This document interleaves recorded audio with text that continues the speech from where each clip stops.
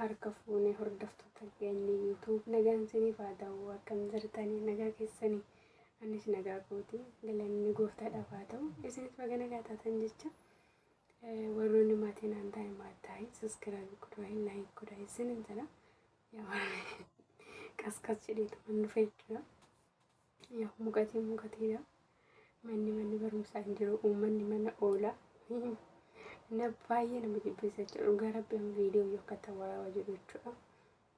Mana keessa wal ariitii jechuudha ijoolleen madaamii sagaleen isaanii jechuudha. Ani immoo viidiyoo waraabaa keessa caccataan injirratti waraabuun barbaadee ture. Kin akkuma argita sagaleen madaamii hin iyyite jechuudha namatti nafa walitti hin qabattu maalan godha maal ta'e rabbi.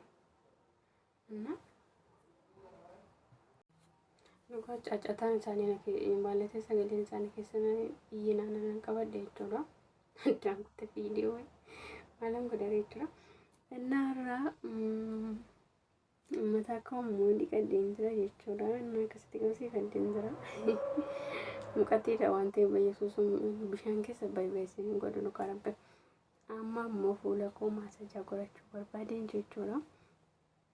Yaw fuula koostoriin jira viidiyoo illee hojjedheen beeku jechuudha. Maalatee viidiyoon hojjennu malee fuula koo yeroo nyaataa hojjedhee waaradhu waanuma argina fuula koo maasajaa godhadhe jechuudha. Innaa har'asii maalatee warri fuula koo beektanii yeroo liifi galuusan fuulli koo waan fakkaatu jechuudha. Argitanii jiraattanii bukurrii tokko na ta'e ture jechuudha. Amma garuu inni kinnooti argitanii miti. Ini wanta kabarran kaba jedhu funya mureedhaan fungeedhaan alatti homtu narra jira intini waaqa viidiyoon hojjedhu garuu fuula koo maasajaan godhadhe jechuudha. Nyaata kushiina keessatti nyaata hojjedhe xumure gisoo san dhiqadhe bakka yoon waanuma arge jechuudha. Riijii keessaa ilaabanee isaa ta'u waanuma ta'e fuula kootti dibadhe irdiis bunas haa ta'u waanuma ta'e ittiin dibadhe jechuudha. Duraan fuulli koo ijoollee faatti viidiyoo naasuun jechuudha. Dhugaa rabbiin maaliif intiniin jira jechuudha. Muqatiidhaaf immoo laalee mataan argitanii akkas ta'aa jira jechuudha. Asiin asii akkana bahee sinachi bahee sinachi akkas ta'e bakka dhiisa ara jechuudha. Ani waan hundumarraan fuula koo bakka fuulli koo narratti hubatu baatee natti tola dhugaa rabbi jechuudha. Amma galata rabbii. Feerii nan barbaachisu manem nan barbaachisu normaali akkuma waaqayyoon kana uumettan deema jira. Innaa muuzii firii takkaafi jechuudha. Wanti dhugaa dubbachuudhaaf sineetti jechuudha. Bishaan roozii kinoo jechuudha. Roozii duratti yoo nyaata hojjedhu irraa qopheeffadhe jechuudha.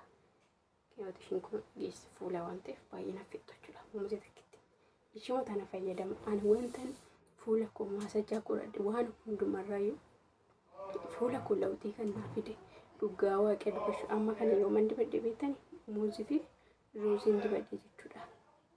Ingadde jechuudha. Harree muuzii jedhamti aduu lammaffaa jechuudha facaasaa dibadhe jechuudha. So waaqessin kaleemmoo nyaatan hojjenne waan ta'eef mitniin jenne jechuudha.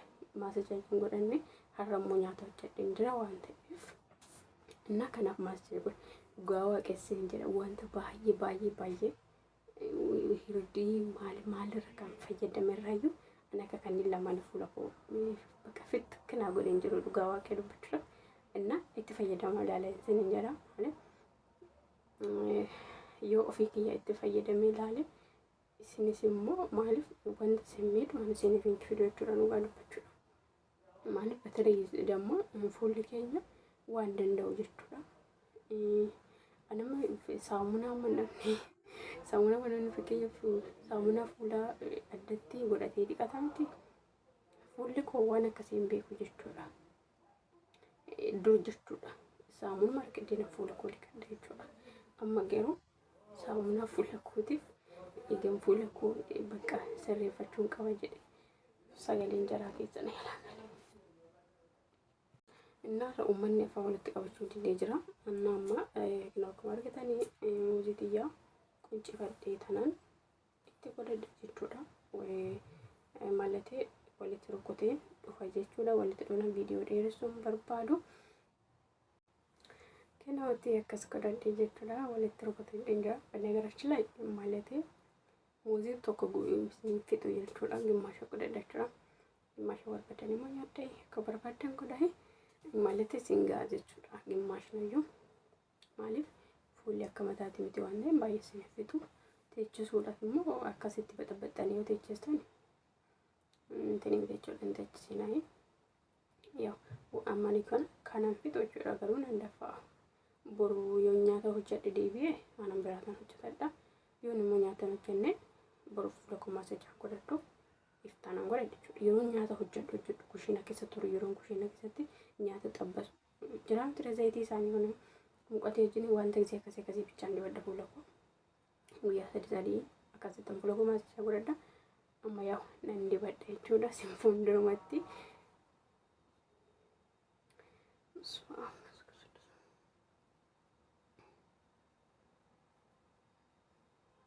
Nadi walitti bila video dheeressu kanaafuu akkasitti dibadhee waliin gaadheen jiramu mataa kiyyammoo shaashiin waan mana bukkeerra tofan kana hidhadhe jechuudha ani fuuldura akkana ilaantu ni jedheetanan jechuudha inna akka kanatti daqiiqaa 15tti nan tura jechuudha amma garuu galgala yaw kilaasikooti jechuun hojii xumuree jira jechuudha hojii xumuree tanan fuula dibachii waan ta'eef natti nan ta'a jechuudha daqiiqaa 15 digdama soddoma sitti nan ta'a suman taa'ee silkii goroggoro sa'aatiin daftee deemte jechuudha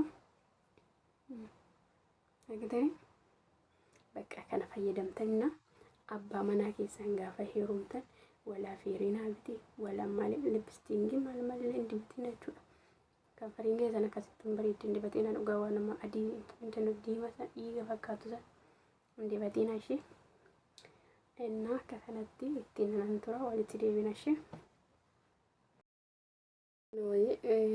dhugaa rabbii jechuudha baay'ee tokko ittiin tole suman taa'ee silkii goroggoruu jechuudha na fooliyyuu narratti goggogee walitti na qabatee jira jechuudha na amma deebiin adda jechuudha na mi'a dura fuula kiyya garuu homaa lafarraa hin qabu inna walumaan laallaas jedha na wajjin turaayi akkamma waan wajjin turtanis guddaa tokko galatoomaayi inna dhiqadhe walitti deebina